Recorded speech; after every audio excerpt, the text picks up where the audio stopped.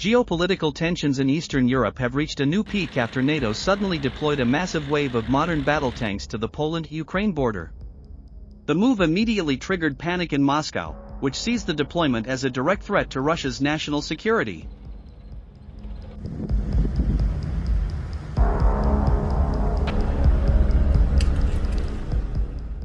Since dawn, dozens of Leopard 2 tanks from Germany, Challenger 2 from the UK, and Abrams from the US were seen moving across Poland's strategic highways.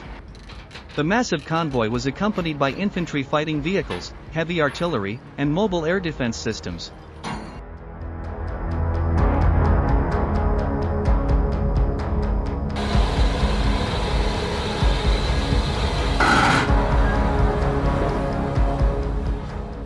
A terrifying scene unfolded in several Polish border towns. The roar of tank engines, combined with NATO helicopters flying low in patrol, created a warlike atmosphere that left civilians on edge.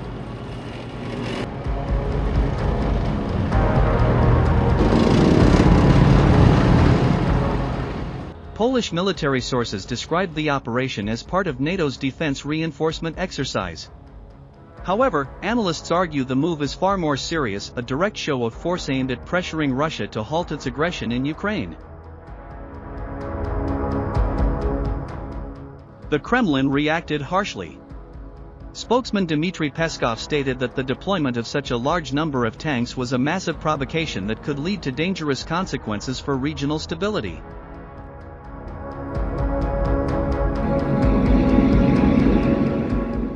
Russian media quickly highlighted the NATO tank convoys with grim headlines, "Europe on the brink of war." National television aired footage of tanks rolling endlessly, fueling fears that a direct clash between NATO and Russia may be imminent. Meanwhile, Ukraine welcomed the arrival of NATO forces and military equipment with open arms. President Volodymyr Zelensky declared the move as proof that allies are truly standing with Ukraine against Russian invasion. The tanks are expected to be stationed at several strategic points near Lviv and Ukraine's western front. This positioning is intended to allow NATO to provide immediate support if Russia attempts to expand its assault into Poland or disrupt Ukraine's supply lines.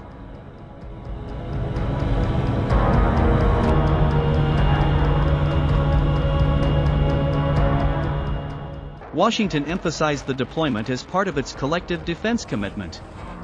Yet behind the official statement, many analysts believe the move is a preemptive strategy to deter any reckless action from Russia.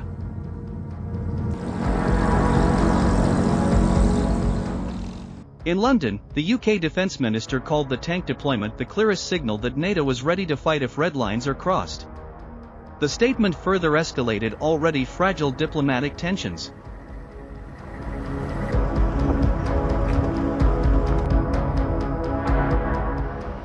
Russia did not sit idle. In Kaliningrad, Russian forces were placed on full alert. Tactical ballistic missile units armed with Iskander systems were reportedly moved closer to Poland, raising fears of potential retaliation.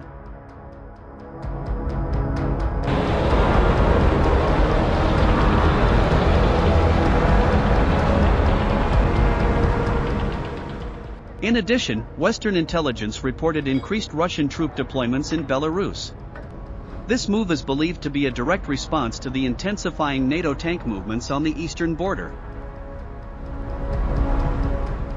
The situation in Eastern Europe is now highly volatile. On one hand, NATO is attempting to demonstrate solidarity and strength. On the other, Russia views it as a direct threat to its survival. Civilians living near the Poland-Ukraine border are beginning to feel the direct effects of the situation. Reports indicate growing panic, with some families attempting to evacuate to areas considered safer. The presence of such a large number of tanks also brings psychological pressure. The sound of steel tracks clattering across roads, combined with military searchlights cutting through the dark night, creates the impression that a major war could erupt at any moment.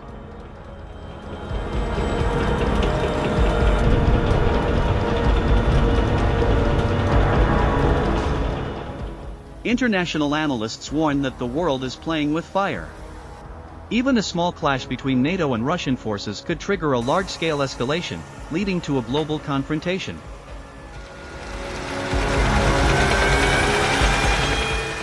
Now, the eyes of the world are fixed on Eastern Europe. The question is simple but chilling: will NATO's move serve as a shield for Ukraine, or will it ignite the spark of a wider war?